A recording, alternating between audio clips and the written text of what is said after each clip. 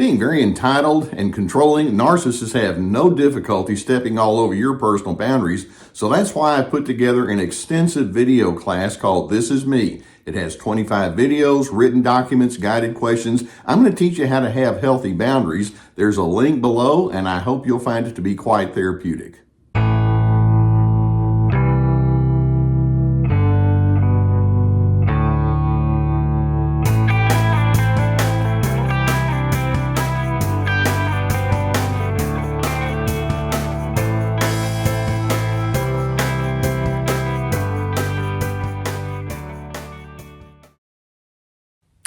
As you're trying to make some inroads in your life towards being a healthy and balanced and decent individual, it's so important for you to realize that there's a group of individuals who care nothing about that. Now, they can give the impression that they want to join you in that healthiness and balance kind of life, but there's a group of narcissists that are especially cunning and scheming and diabolical, and these are the Machiavellian narcissists. And they can at first give the impression that they might be with you, but make no mistake, these individuals operate with an attitude of evil and an attitude of complete and total condescension and contempt toward whoever happens to be in front of them. Now, I'm going to give you 10 different identifiers of the Machiavellian narcissist so that you can be armed with wisdom and awareness. But before I get there, do you know how the term Machiavellianism actually came about? Back around 1500-ish, plus and minus, there was a diplomat in the Florence, Italy area, Nicola Machiavelli, and he was known as being somebody that was a deal maker, and he would try to sidle up to this person and go over to that person and make all sorts of plans and schemes in a political kind of way. And he was just known as being the ultimate cunning schemer, and there was a strong evil element to the way that he would deal with people. He would crush individuals who didn't go along with him. And then to add insult to injury, he wrote a book. He wrote actually 2 or 3 books describing his intentions. And it's like, yeah, if you want to really get on the winning side of things, here's how you do it. And that's his legacy. And I think it's not rather sad. It's absolutely pitiable to the point of despicable when someone says, I'm building my life upon evil intentions. It becomes your job to figure me out, and it becomes my job to let you think that I'm not that way at all. And so for us to get an idea of what we're dealing with, let's take a look at 10 of the most common ingredients, common characteristics that a person with this style of narcissism operates with. Now, the first thing, I've already mentioned this, the first thing that we can say with a Machiavellian narcissist is that these individuals are cunning.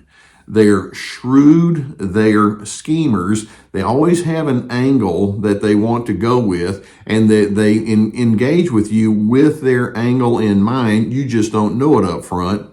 We have a word for that, by the way. It's the word weasel. These people, they try to weasel their way into your world with the idea that they'll bring you into their confidences, but make no mistake, there's always an end result that they're going toward, and it's not going to be good for you. A second indicator is these individuals are very slippery when you attempt to confront them about differences. When you deal with a Machiavellian narcissist, these are the masters of double talk. They're counterfeiters in the sense that they like to present themselves as being nicer than they really are. And so when you come along and say, we've got a problem here, it's like, no, you've got the whole thing wrong. And so they're able to talk themselves out of any kind of difficulty or strain, and they're the ultimate gaslighters, and so they'll try to put it on to you and try to make you to be the one who's confused and unenlightened. A third characteristic of the Machiavellian is that these are individuals who, it's not that they just want to be in power, they must be in power. And if they can't be the ultimate power in the ultimate power position, they like to be the one whispering in the ear of the one who has the ultimate power position. They become drunk with the idea of thinking that they can be the one in charge. It so exhilarates them to think in that. That's their drug of choice, if you will. A fourth characteristic of the Machiavellian is these are individuals who are quite willing to use flattery, then crushing you. And so they can come along and talk about how smart you are or how accomplished you are or how they so enjoy your company. And all the while they can be undermining you and backstabbing you and who knows what. Flattery is merely a tool that they use to manipulate you and to hold you in contempt, frankly. In addition, a fifth indicator is these individuals absolutely love to find out about any past flaws or mistakes or regrets that you might have. Because you see, keeping in mind they're schemers and they're cunning and they're trying to manipulate, the more dirt they can pick up on you, then the more they'll eventually pull that out and say, do you want people to know about this? If you don't do what I want you to do, I'm going to make your life miserable based on this that I know. And so they may be data gatherers. At first, they may actually show themselves to be interested in you, but they're constantly looking for weaknesses in your presentation. And if you're human, you've got some sort of flaw. And it's like, good, I'm going to find it and then I'm going to use it against you. Now, a sixth characteristic of the Machiavellian narcissist is these individuals can actually create a positive impression. They can actually give you the appearance for a while of saying, oh, I'm with you. You and me, we're like that. We're tight. We're good. All the while, they hold you in contempt. Behind the scenes, they may make fun of you and ridicule you, and they may just talk about how stupid or gullible you are. But in your presence, it's like, you and me, we're good. And that's part of their counterfeit approach towards relationships. A seventh ingredient or seventh quality that they have is they don't just pursue their own goals. They want to pursue their own goals at your expense. It's like, for example, if they say, well, I want to get such and such accomplished, or I'd like to take care of this project, or I'd like to see this favorite thing of mine, I'd like to see it to the final conclusion. It's not enough just to do that. They want to do it in a competitive way so that someone is going to lose, because somehow being a winner and having someone that's been vanquished just makes them feel that much more important or necessary. They have to have a loser so that it just elevates them all the more. An eighth characteristic of the Machiavellian narcissist is these are the consummate duplicitous individuals. And by that I mean they say one thing and they'll do another. The appearance they give right here has nothing to do with what they are over here. They can give the indicator that they're virtuous individuals, but behind the scenes, it's like, oh, there's such a schemer over there. There's such a manipulator over here. What you see definitely is not what they really are. A ninth indicator is that these people have ridiculously low loyalty. They have a loyalty to one person and one person alone, and you can pretty much guess who that is. It's not you. They're incredibly self-indulgent. They're self-promoting, period, end of discussion. You're just a means to the end. And then a 10th indicator is, with all that I've said, you can see these people have no conscience. The morality, ethics, it's whatever I need it to be today. They don't learn. They don't measure their mistakes and think, I got to do better. No conscience. They just go off of raw impulse and whatever their need for is in the moment. So once you're able to see and spot a Machiavellian type of narcissist, understand that you will never make inroads with these people. They will not quit in their manipulations and in their scheming. To them, truth is irrelevant. Truth is something just to be toyed with. They lie easily. They keep secrets. They speak in half-truths.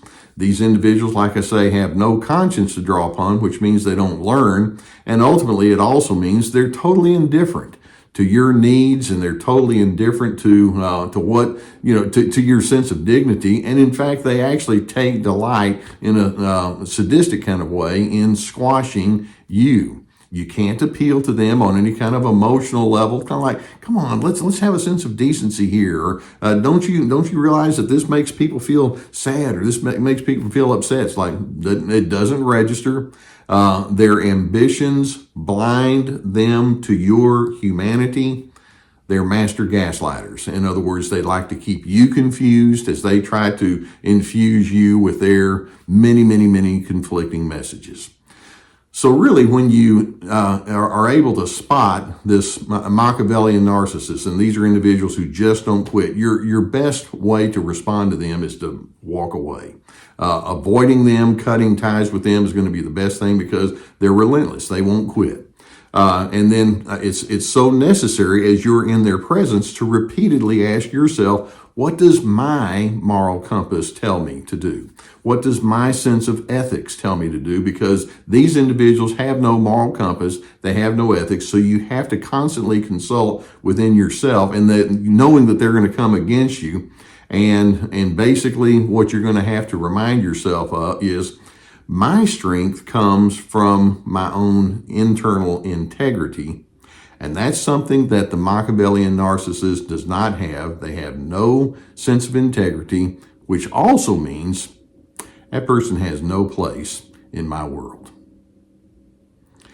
And I hope that videos such as this can give you some good educational things to draw upon. It's so important for you to realize that even as you're trying to be healthy, you have some unhealthy people in front of you. And the more informed you are, then the better you can make your proper adjustments.